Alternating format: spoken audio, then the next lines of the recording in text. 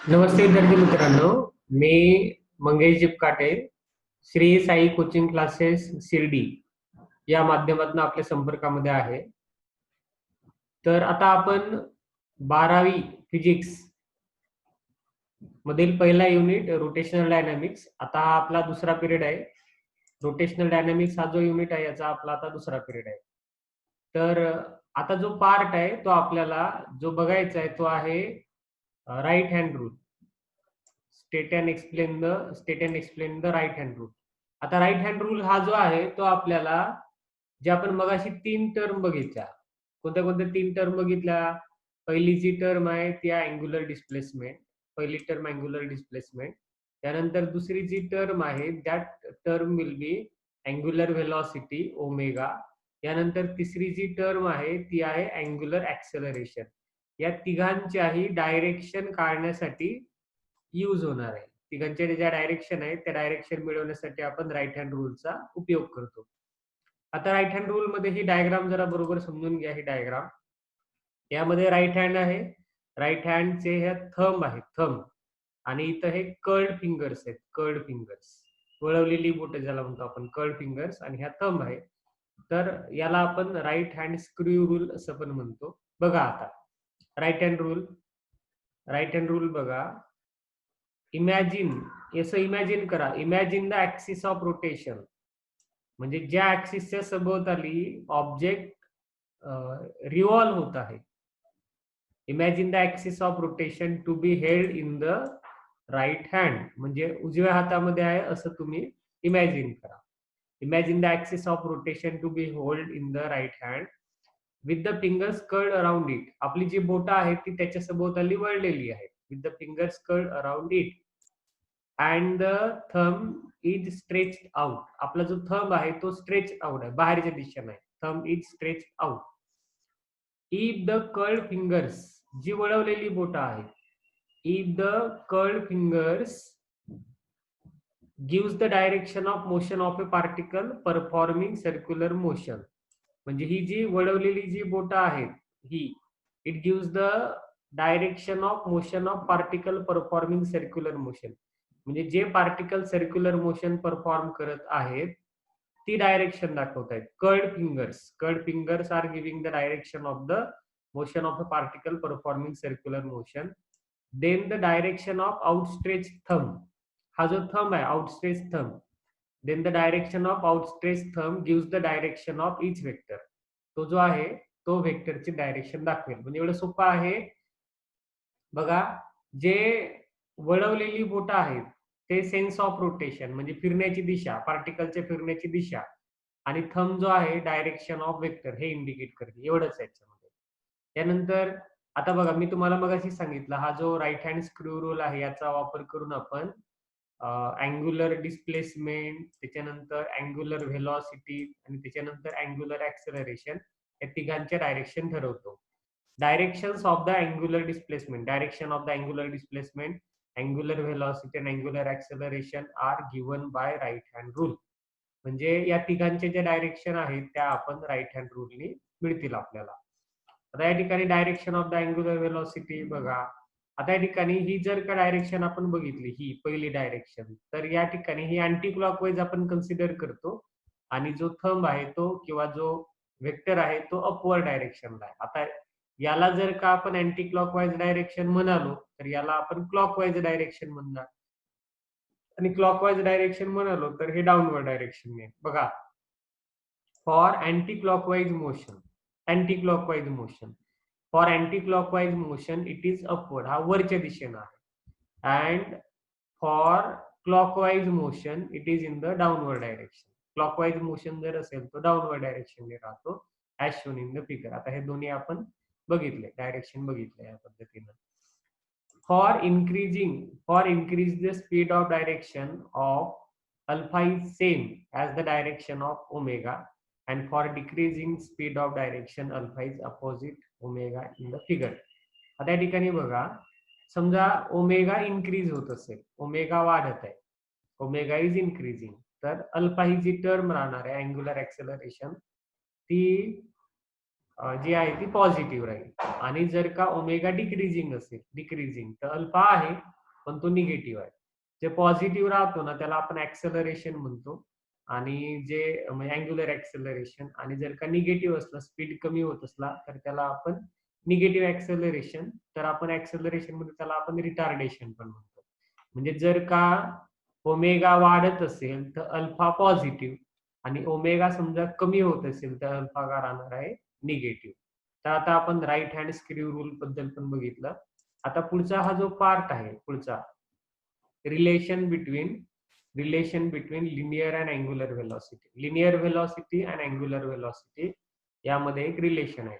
तर लिनियर व्हेलॉसिटीचं जे नोटेशन आहे ते आहे व्ही, आणि अँग्युलर व्हेलॉसिटीचे जे नोटेशन आहे ते आहे ओमेगा. तर आपल्याला व्ही आणि ओमेगा याच्यामधलं रिलेशन बघायचं आहे. तर आता ते जे रिलेशन आहे बघा, लक्षात ठेवा बरोबर, linear velocity is equal to radius multiply by angular velocity. तर V is equal to R omega असं पण लिहितो आपण. वेक्टर फॉर्म मध्ये जर लिहायचं असेल तर vector V is equal to omega cross R. तर स्केलर फॉर्मॅट मध्ये आपण जर का टर्म मागे पुढे लिहिल्या, म्हणजे ओमेगा आधी आर नंतर, तर काही फरक पडत नाही. पण ज्यावेळेस आपण वेक्टर फॉर्मॅट मध्ये लिहितो त्यावेळेस मात्र हे म्हणजे ओमेगा आधी आहे तर आधीच, आणि आर नंतर आहे तर नंतरच. तर हे लिहिणं कंपल्सरी आहे. याला आपण कम्युटेटिव्ह लॉ म्हणतो. तर आता या ठिकाणी vector V is equal to vector omega cross R असंच लिहिलं गेलं पाहिजे. याला उलट लिहिता येत नाही, कारण की हा वेक्टर प्रोडक्ट आहे, क्रॉस प्रोडक्ट आहे, तर ते त्या पद्धतीने लिहावं लागेल. यानंतर गिव्ह द रिलेशन बिटवीन, आता पुन्हा म्हटलं give the relation between magnitude of linear acceleration and angular acceleration. तर लिनियर ऍक्सेलरेशनला आपण ए नोटेशन लिहितो आणि अँग्युलर ऍक्सेलरेशनला आपण अल्फा लिहितो. तर ए आणि अल्फा मध्ये रिलेशन आपल्याला लिहायचं आहे, ते स्केलर फॉर्मॅट मध्ये आहे. Linear acceleration is equal to radius multiply by angular acceleration. तर ते या पद्धतीने लिहिता येईल आपल्याला. त्यानंतर आता पुढची महत्वाची जी टर्म आहे ती आहे युनिफॉर्म सर्क्युलर मोशन. युनिफॉर्म म्हणजे एकसारखं. एखाद्या वेळेस स्पीड कुठे वाढत आहे, कमी होत आहे असं काही नाही, तर त्याला आपण युनिफॉर्म म्हणतो. तर आता आपण जो पार्ट बघणार आहे that will be uniform circular motion. एकसारखं, कुठं फास्ट आहे कुठं स्लो आहे असं काही नाही. आता या ठिकाणी बघा, ही सर्क्युलर मोशनच आहे पण ती ना युनिफॉर्म आहे, एकसारखी. It is defined as the motion of a particle. काय इथं, it is defined as the motion of a particle along the circumference of circle with constant speed.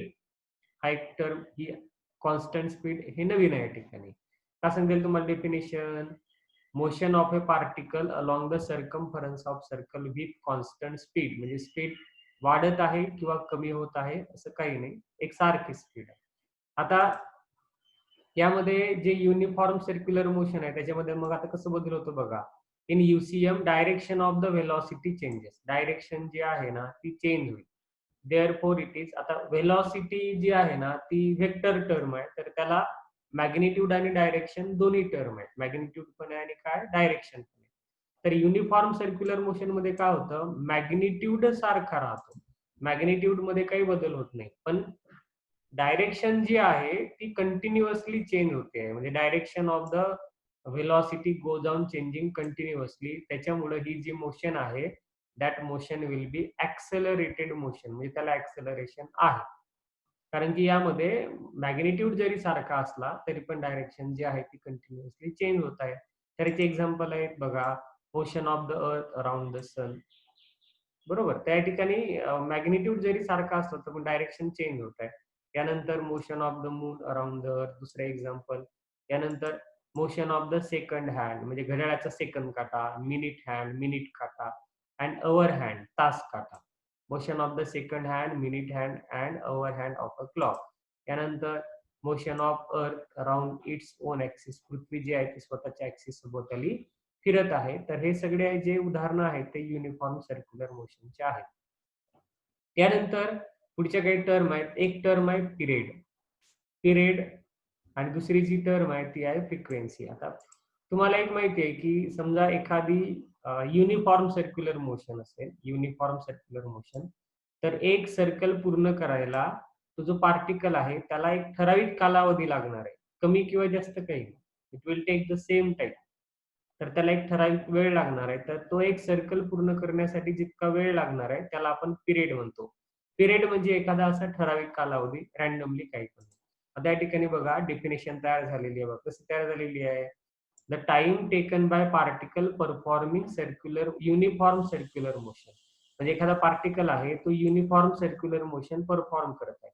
Time taken by particle performing uniform circular motion to complete one revolution. एक revolution पूर्ण होण्यासाठी, to complete one revolution is called as periodic time or you can say period. का सांगते तुम्हाला बघा, time taken by a particle, एक particle आहे performing uniform circular motion, uniform circular motion पूर्ण करत आहे टू कंप्लीट वन रिव्हॉल्युशन. हे फार महत्वाचं वाक्य आहे. टू कंप्लीट वन रिव्हॉल्युशन म्हणजे एक रिव्हॉल्युशन पूर्ण करण्यासाठी त्याला आपण म्हणतो is called the periodic time or you can say period. आता बघा, एक सर्कल जर का पूर्ण केलं तर तो पार्टिकल एक सर्कल एवढा अंतर कव्हर करतो. तर तो जो अंतर आहे त्याला आपण सर्कम्फरन्स म्हणतो. आणि रेग्युलरली तुम्हाला व्हेलॉसिटीचा फॉर्म्युला माहिती आहे, डिस्प्लेसमेंट डिवायडेड बाय टाइम. तर टाइम जर पिरियड इकडे आणला आपण तर डिस्प्लेसमेंट डिवायडेड बाय व्हेलॉसिटी. त्या ठिकाणी काय पिरियड इज इक्वल टू काय राहणार आहे, सर्कम्फरन्स ऑफ सर्कल. म्हणजे एक सर्कल पूर्ण होण्यासाठी त्यांनी कव्हर केलेला distance, circumference of circle divided by linear velocity. तर याला आपण पिरियड म्हणतो. मग पिरियडची डेफिनेशन प्रमाणे जर का आपण फॉर्म्युला लिहिला तर पिरियड इज इक्वल टू काय, circumference of circle divided by linear velocity. तर सर्कम्फरन्स ऑफ सर्कल तर तुम्हाला सगळ्यांना फॉर्म्युला माहिती आहे, 2 पाय आर. टू कॉन्स्टंट आहे, पाय कॉन्स्टंट आहे आणि आर म्हणजे काय, रेडियस. तर divided by velocity 2 pi R divided by V. तर या पद्धतीनं हा जो पार्ट आहे तो पिरियड आला. यानंतर पुढचा जो पार्ट आहे तो आहे फ्रिक्वेन्सी. बरं, फ्रिक्वेन्सी आधी हे बघू. Also in one period, the angular displacement of a particle is 2 pi radian. आता अँग्युलर डिस्प्लेसमेंट आपण ज्याला जर पाहिजे असेल तर एक अँगल, आता सर्कलचा जर का आपण अँगलचा जर का विचार केला तर इथून समजा आपण पार्टिकल स्टार्ट झाला असा विचार करू तर तो त्याने एक सर्कल पूर्ण केल्यानंतर हा जो अँग्युलर डिस्प्लेसमेंट आहे तो राहतो 2 पाय एवढा पूर्ण. म्हणजे डिग्रीमध्ये जर घ्यायचं झालं तर 360 डिग्री आणि पाय मध्ये जर घ्यायचं झालं तर 2 पाय. तर हा पार्ट राहतो तो. तर जर आपल्याला अँग्युलरच्या फॉर्मॅटमध्ये पाहिजे असेल तर तुम्हाला असं सांगता येईल, period is equal to angular displacement divided by angular velocity omega. मग टीचा फॉर्म्युला तुम्हाला असं पण मिळेल, टी इज इक्वल टू 2 पाय डिवायडेड बाय ओमेगा.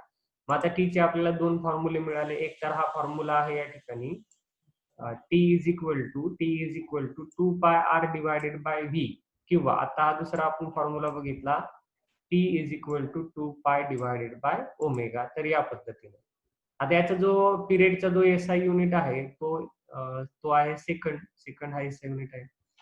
यानंतर पुढची जी टर्म आहे that term will be frequency. आता फ्रिक्वेन्सी माहिती आहे तुम्हाला की एका सेकंदामध्ये, म्हणजे आता पर युनिट टाइम पण त्याला म्हणतो आपण, एका सेकंदामध्ये किती सर्कल पूर्ण झाले त्याच्याशी रिलेटेड जी टर्म आहे त्याला आपण फ्रिक्वेन्सी म्हणतो. Frequency of revolution is defined as the number of revolutions performed by particle performing uniform circular motion in unit time. म्हणजे एका सेकंदामध्ये किती रिव्हॉल्युशन पूर्ण झाले एका सेकंदामध्ये. Number of revolutions perform by particle performing uniform circular motion in unit time. एका unit time मध्ये किती रिव्हॉल्युशन पूर्ण झाले त्याच्याशी रिलेटेड जी टर्म आहे त्याला आपण फ्रिक्वेन्सी म्हणतो. एका सेकंदामध्ये किती सर्कल पूर्ण झाले त्याच्याशी रिलेटेड जी टर्म आहे ती आहे frequency. Frequency of revolution is the reciprocal of the period. जो पिरियड आहे त्याचा रेसिप्रोकल म्हणजे फ्रिक्वेन्सी इज इक्वल टू आपल्याला फॉर्म्युला लिहिता येईल, frequency is equal to 1 divided by period or you can say 1 divided by capital T. तर मग असे आपल्याला फॉर्म्युले पाहिले होते आपण टीचे, तर त्या पद्धतीने बघा n is equal to V divided by 2 pi R किंवा मग ओमेगा डिवायडेड बाय 2 पाय, असे आपल्याला वेगळे वेगळे दोन फॉर्म्युले मिळतील. यानंतर आता पुढचा जो पार्ट आहे एक आता acceleration in uniform circular motion. Acceleration आहे आणि कशामध्ये, युनिफॉर्म सर्क्युलर मोशन मध्ये ऍक्सेलरेशन. आता या ठिकाणी बघा the acceleration which acts along the radius and directed towards the center of circle. It is called centripetal or radial acceleration. आता बघा, ज्यावेळेस एखादा पार्टिकल सर्कल पूर्ण करत राहतो, बघा एखादा पार्टिकल सर्कल पूर्ण करत राहतो, तर त्या ठिकाणी जरी युनिफॉर्म सर्क्युलर मोशन जरी असली ना, युनिफॉर्म सर्क्युलर मोशन जरी असली तरी पण, तर त्या ठिकाणी बघा हा जो पार्ट आहे, ही डायग्राम बघू आपण. इथं इथं काय पार्टिकल जो आहे तो सर्क्युलर मोशन परफॉर्म करत आहे, युनिफॉर्म सर्क्युलर मोशन म्हणजे एकसारखं. तर मग आता या ठिकाणी काय आहे की इथं पार्टिकल असेल तर या दिशेनं असं अपवर्ड, या दिशेनं त्याची डायरेक्शन असेल. इथं जर का पार्टिकल असेल तर या दिशेनं त्याची डायरेक्शन, इथं जर पार्टिकल असेल तर या दिशेनं. म्हणजे जरी मॅग्निट्यूड सारखा असला तरी पण त्याची जी डायरेक्शन आहे ती कंटिन्युअसली चेंज होत आहे, कंटिन्युअसली चेंज होत आहे. याचा अर्थ त्याला ऍक्सेलरेशन आहे. तर आता त्याला ऍक्सेलरेशन आहे, तर मग त्याला ऍक्सेलरेशन कोणत्या दिशेनं, आता इथं हा एरो बाहेरच्या दिशेला काढला, ही रेडियस वेक्टरची डायरेक्शन झाली. आता ऍक्सेलरेशनची डायरेक्शन ना टुवर्ड्स द सेंटर राहणार आहे, म्हणजे ए पासून ते ओ पर्यंत, towards the centre of circle along the radius and towards the centre. त्याच्यामुळे त्याला आपण नाव लिहितो सेंट्रीपेटल, सेंटरकडे जाणारा सेंट्रीपेटल, किंवा त्याला आपण रॅडियल ऍक्सेलरेशन पण म्हणतो. You can say radial acceleration. तर आता आपण हा पार्ट बघणार आहे बघा, acceleration. The acceleration which acts along the radius, रेडियसच्या दिशेनं along the radius and directed towards the centre of circle. कुणाकडे राहणार आहे, towards the centre of circle, directed towards the centre of circle. It is called centripetal acceleration or you can say radial acceleration. तर त्याचा formula आहे A is equal to R omega square. A is equal to आहे R omega square. त्याला जर का आपण थोडं simplify केलं तर V square divided by R पण मिळेल. आर ओमेगा स्क्वेअर किंवा काय राहणार आहे V square divided by R, हे रिलेशन. त्यानंतर बघा आता ऍक्सेलरेशन इज, आता सांगितलं मी तुम्हाला, ऍक्सेलरेशन जो आहे तो along the radius and directed toward the centre of circle राहतो. Acceleration is directed along the radius and towards the centre of circle, सर्कलचे सेंटरकडे राहणार आहे. आता बघा रेडियस वेक्टरची जी डायरेक्शन आहे ती बाहेरच्या दिशेला राहतो, आणि हा ऍक्सेलरेशन जो आहे ना तो सर्कलच्या सेंटरकडे राहतो. मग दोघांची डायरेक्शन अपोजिट झाली. आता या ठिकाणी बघा, आता ही जी डायग्राम आहे यामध्ये आपल्याला लक्ष द्यायचं बघा, हा जो ही ओ पासून ए पर्यंत, ओ पासून ए पर्यंत जी डायरेक्शन आहे ना ती रेडियस वेक्टरची आहे. आणि जर का आपण हे पाहिलं आता ऍक्सेलरेशन, तर त्याची डायरेक्शन ए पासनं ओ कडं, ए पासनं ओ कडं, तर मग अपोजिट झाला. तर मग आता आपल्याला जो काही फॉर्म्युला मिळणार आहे त्याच्यामध्ये हे बघा की जर आता ऍक्सेलरेशन जो आहे ए, त्याची डायरेक्शन टुवर्ड्स द सेंटर, आणि रेडियस वेक्टरची डायरेक्शन जी आहे ती अवे आहे. मग दोघांची डायरेक्शन अपोजिट आहे. आता वेक्टर आहे तर दोघांची डायरेक्शन अपोजिट आहे, म्हणून या ठिकाणी मायनस साइन. तर मायनस साइनचा अर्थ काय आहे, ए म्हणजे ऍक्सेलरेशन आणि आर म्हणजे रेडियस, तर या दोघांची डायरेक्शन अपोजिट आहे. तर आता एचा फॉर्म्युला तुम्हाला माहित आहे, एक तर आर ओमेगा स्क्वेअर, एक तर आर ओमेगा स्क्वेअर, किंवा मग आपण व्ही स्क्वेअर बाय आर पण लिहितो. तर या पद्धतीने आपल्याला दोन मिळतील. आता समजा आपल्याला युनिट व्हेक्टरच्या फॉर्मॅटमध्ये लिहिलेलं आहे, तर युनिट व्हेक्टरच्या फॉर्मॅटमध्ये हे आहे बघा, आर आणि त्याच्यावर कॅप काढलेली आहे बघा, आर आणि कॅप. तर unit vector in the direction of R, unit vector in the direction of R असेल ते. त्यानंतर आता खूप महत्वाचा पार्ट आहे, एक आहे डिस्टिंग्विश बिटवीन, डिस्टिंग्विश करायचे आहेत आपल्याला कुणामधले, centripetal force and centrifugal force. Centripetal आणि सेंट्रीफ्युगल खूप महत्वाचा डिफरन्स आहे. एक्झामला पण विचारला जातो बऱ्याचदा, 2 मार्कासाठी येतो, खूप महत्वाचं आहे. याच्यावरनं बऱ्याचशा टर्म पण पुढे येणार आहे. बघा आता या बाजूला आहे सेंट्रीपेटल फोर्स आणि राईट हँड साइडला आहे सेंट्रीफ्युगल फोर्स. बघा आता the force which acts along the radius, म्हणजे रेडियसच्या दिशेनं, the force which act along the radius and directed towards the centre of circle, कोणाकडं, सर्कलच्या सेंटरकडं. The force which act along the radius and directed towards the center of circle, it is called centripetal force. याला आपण centripetal force म्हणणार. बघा का सांगतील तुम्हाला definition, the force which acts along the radius and directed towards the center of circle, it is called centripetal force. आता इकडे काय बघा centrifugal force मध्ये, force which act along the radius and directed away from the center of circle, कुणाकडे is directed away from the center of circle, it is called centrifugal force. काय सांगता येईल बघा तुम्हाला, the force which acts along the radius and directed away from the center of circle, it is called centrifugal force. याला centrifugal force म्हणता येईल. यानंतर पुढे बघा, it is the resultant of the resultant of all real forces acting on the body. म्हणजे याला आपण real force म्हणू, सेंट्रिपिटल फोर्स हा रिअल फोर्स राहतो. आणि it is not a real force, तर हा इमॅजिनरी फोर्स आहे, रिअल फोर्स नाही आहे, स्युडो फोर्स आहे. त्यानंतर इट इज रिस्पॉन्सिबल फॉर युसीएम, म्हणजे युसीएम साठी हा रिस्पॉन्सिबल आहे. इट इज रिस्पॉन्सिबल फॉर युसीएम म्हणजे सेंट्रिपेटल फोर्स आहे म्हणूनच युनिफॉर्म सर्क्युलर मोशन आहे. जर म्हणजे सेंट्रिपेटल फोर्स नसेल तर circular motion, uniform circular motion राहणार नाही. त्यानंतर it is not responsible for uniform circular motion, म्हणजे हा युनिफॉर्म सर्क्युलर मोशन साठी रिस्पॉन्सिबल नाही. त्यानंतर it is the cause of circular motion, circular मोशनचे कारण आहे, सेंट्रिपेटल फोर्स आहे म्हणून सर्क्युलर मोशन आहे. त्यानंतर it is the effect of circular motion, म्हणजे इथं काय सर्क्युलर मोशन आहे म्हणून सेंट्रिफ्युगल फोर्स आहे. दोघांमध्ये फरक आहे बघा, इथं सेंट्रिपेटल फोर्स आहे म्हणून सर्क्युलर मोशन आहे, आणि इथं जर का आपण बघितलं की सर्क्युलर मोशन आहे म्हणून सेंट्रिफ्युगल फोर्स, या पद्धतीने. त्यानंतर आता वेक्टर फॉर्मॅट मध्ये जर का तुम्हाला सांगायचं झालं तर आता या ठिकाणी सेंट्रिपेटल फोर्स हा टुवर्ड्स द सेंटर राहतो, रेडियस वेक्टर अवे राहतं, तर दोघांची डायरेक्शन अपोजिट झाली म्हणून इथं काय मायनस साइन.